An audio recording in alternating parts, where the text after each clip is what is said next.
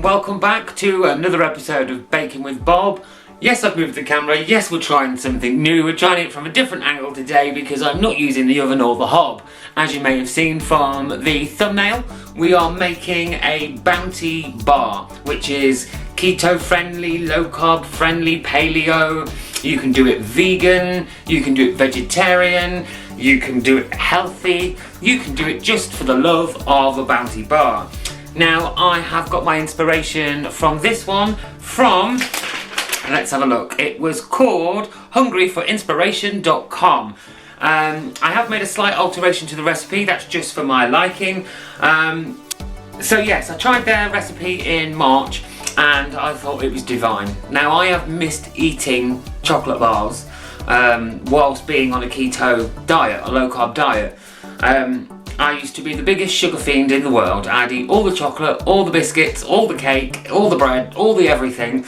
But since going keto, I have not even craved it that much, except for the odd chocolate bar. And with Halloween coming up and there being sweets and chocolate bars everywhere, I thought this was the perfect time to show you how to make the recipe from their lovely website. Now, the link for their website is in the description below, so if you want to go over to them and send them some traffic, that would be absolutely amazing. If not, let's crack on. What will we need? So we will need 60 grams of shredded dried coconut. We will need 60 grams of coconut cream. We will need 56 grams of erythritol. And we will need half a teaspoon of vanilla. So let's get to it. This is a really simple recipe. Now, what you will need is some silicone moulds. Let me just explain quickly as well. This whole recipe is 15 grams of carbs. Now, obviously, when you portion that out into your Bounty bar sizes, say for example you have 5 bars, that's 3 grams of carbs per bar, which is absolutely amazing. I haven't actually got the full size silicones. I've got ice cube trays, which is perfectly good too, because then you can make bite-sized ones or finger ones, or it means you can have 2 small ones, makes you feel like you've ate more, etc. Now, I will leave a link in the description for the full-size bar, which will make 5. I'll also leave some links for the finger ones, or you can just use your ice cube tray. And just bear in mind that if you do follow any of the links in the descriptions down below, or from the website bakingwithbob.co.uk, you will be helping to support the channel at no extra cost to yourselves, and every little helps, so thank you very much. So, let's crack on to it. First, what we're going to need to do, we are going to need to tip our coconut into a big bowl. You are also going to want to mix into that your erythritol. And then what I'm going to do, just going to give that a little stir in so that's all nicely incorporated before we add the next step, which is really simple. So just give that a bit of a mix in, just so you know it's evenly distributed throughout. Makes life a lot easier. There we go, so that's nice and combined now. And we are now going to need to add 60 ml of coconut cream. So I'm going to do that on the fly like so. Just change that to mil, and I'm going to add 60 ml of cream.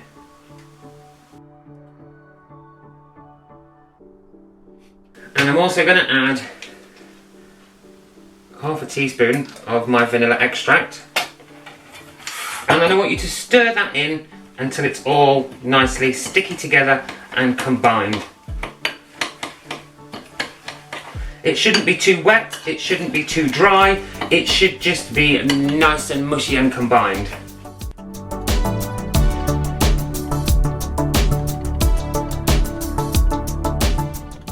Now, bearing in mind, obviously, the coconut was dried out, so it will need a minute to soak some of that coconut cream back into itself, which is absolutely fine. So what you're going to want to do is you're going to want to get one of your silicone moulds or your ice cube tray. And what I want you to do is I want you to pour this in or pack it in, but leave a gap at the top, a tiny little gap, because that's where you're going to put your first layer of chocolate, which will become the base of the Bounty bar. So, one last little quick mix. And then we're going to spoon this in make sure it's nice and squashed and compact. Well, just make sure you put that on the close-up. So that's in. It's nice and squashed, and you see I've left a tiny little couple of mil at the top, and like I say, that's going to be for your first layer of chocolate. So let's start the next one. In it goes. Make sure it's packed in nicely. Give it a bit of a squish. And that's it. And keep repeating that process until you've filled your tray.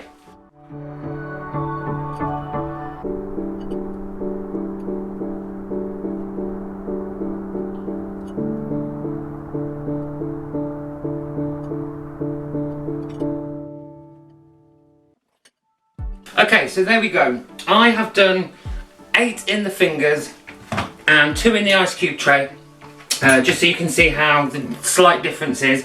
Obviously, if you've done, say for example, 10 fingers instead of 5 bars, well, that means you've got 1.5 grams per bounty bar, per bounty finger. Like I said earlier, which means you can have 1 in the morning, 1 in the afternoon, and you've still only spent your 3 carbs, but you've been able to have 2 snacks. All you need to do is, once you have placed all of yours in your silicones, just count how many you've got and divide 15 by that amount, and you know how many carbs is in each portion. So what's next?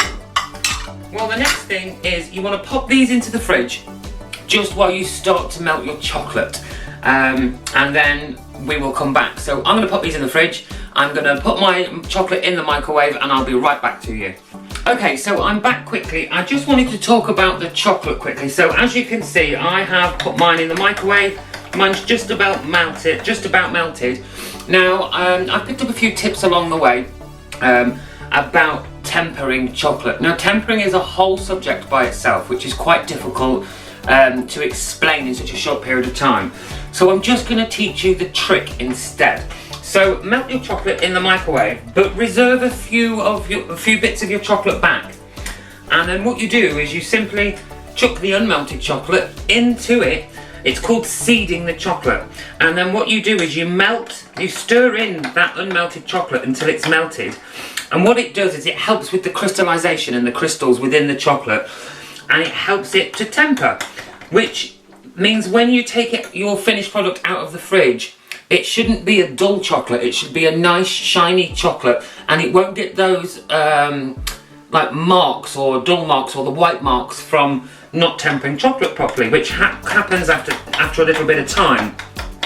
So you can see the temperature is hot enough for that to keep melting. And another tip is I always use a glass bowl when melting chocolate, because a glass bowl can help retain some of the temperature. Obviously, whereas if you use a plastic bowl, the temperature drops really quickly. So next I want you to grab your things out of the fridge, and I want you to this will be the bottom of the bounty. So I just want a really thin layer along each part of this. Don't overdo it with your chocolate, you just need a thin layer. So let's just make sure we're recording on a close-up.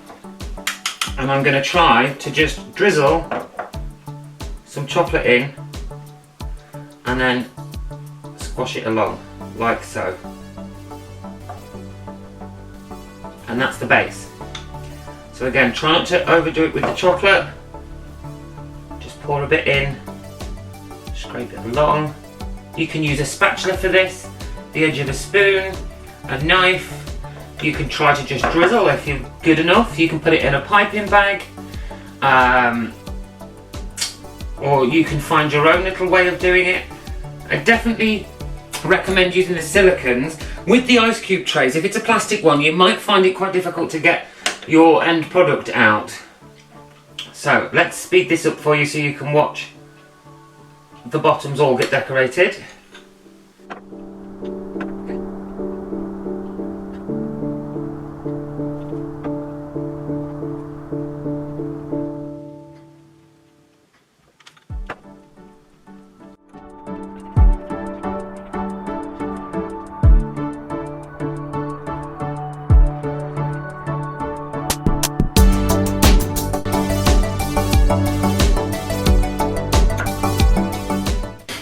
So once you've covered the bases of them, what I want you to do is I want you to pop these back into the fridge for at least 30 minutes.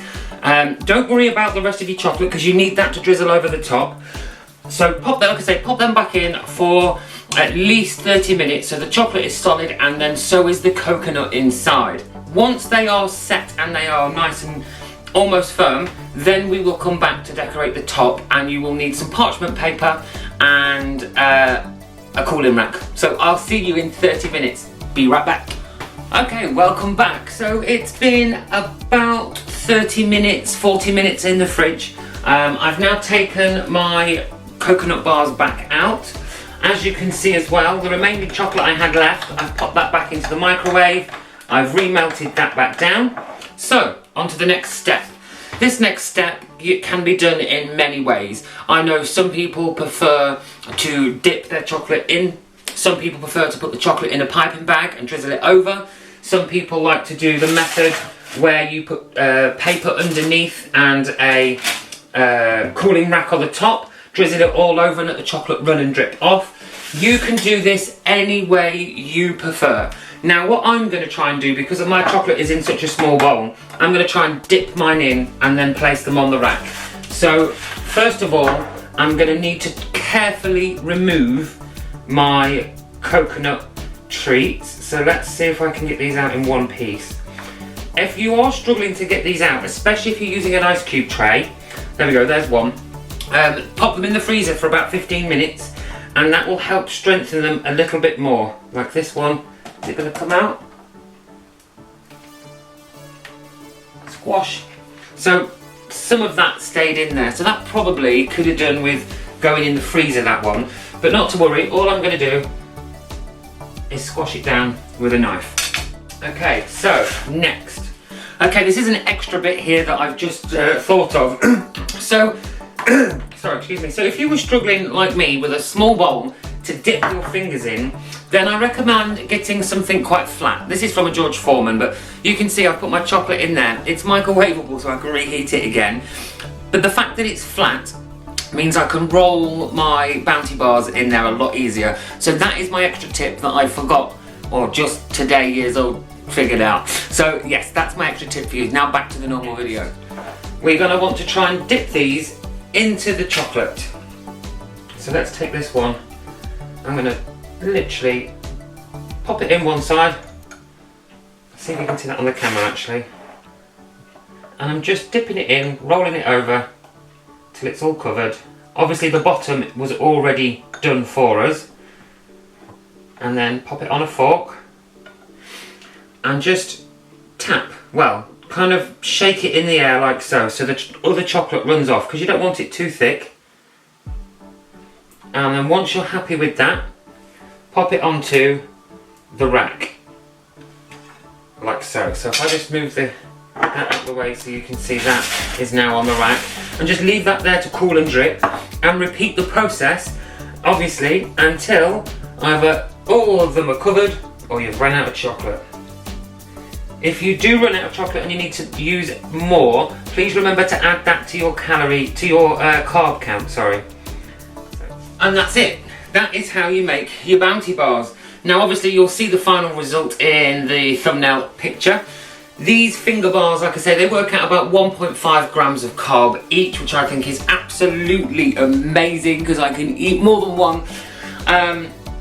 And that's it. So if you've enjoyed this video, please don't forget to hit that subscribe button and the like button. Also, you can hit me up on the social medias, which you should be able to see down below. Let's just turn that light out because it's glaring in my eyes.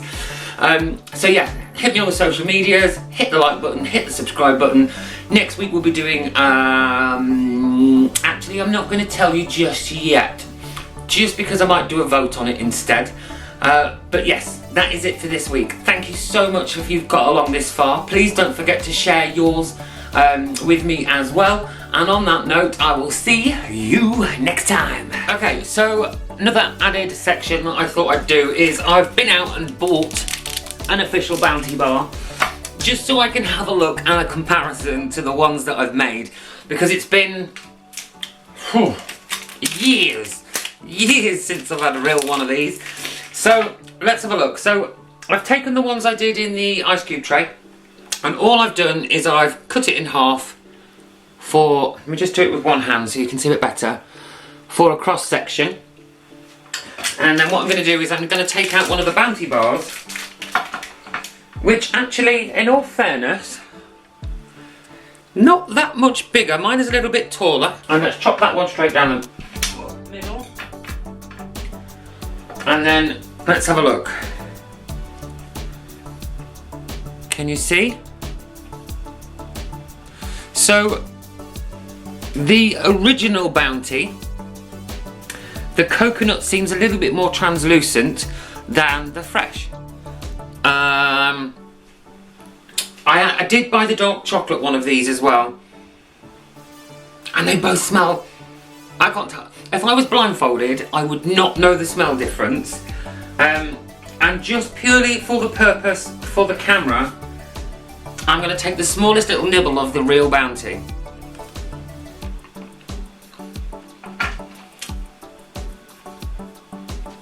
Very Bounty.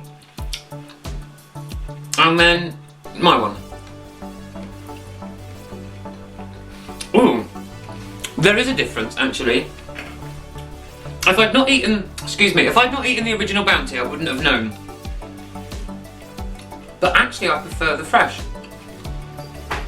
The coconut seems fresher and creamier rather than kind of dry and claggy, which I guess is because it's been sat there for God knows how long.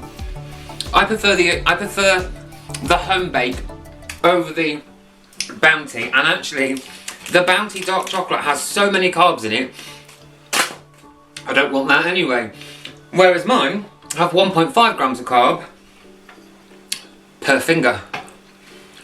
So that's my added extra little review at the end there. I hope you enjoyed that. I'm going to go and eat some homemade Bounty. I'll see you next time.